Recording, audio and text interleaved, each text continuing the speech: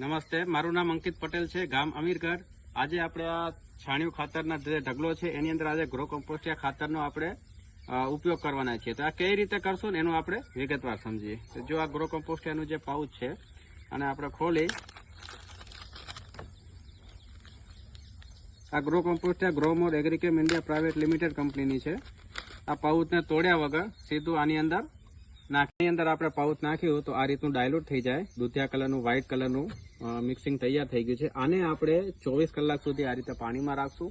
પાણીમાં રાખ્યા પછી જે 200 લીટરનું ડ્રમ છે આની અંદર આને એપ્લાય કરી અને મિક્સિંગ કરશું. અને ત્યારબાદ આપણે જોઈ રહ્યા છો આની અંદર કે જે પાણી અત્યારે ઉપર ચાલુ છે એની અંદર આપણે સાઈડમાં હજી ખાડા કરી અને આની અંદર આપણા ગ્રો કમ્પોસ્ટિયાનું જે લિક્વિડ તૈયાર થયું છે એ આપણે આની અંદર એડ કરશું. અને આ રીતે આપણે કન્ટિન્યુ 2 મહિના સુધી પાણીથી ભેજ રાખશું 60% જેવો. અને 15 દિવસે આપણે આ રીતે વિડીયો આ જ રીતે આપણે નવા વિડીયો પહોંચાડતા રહેશું.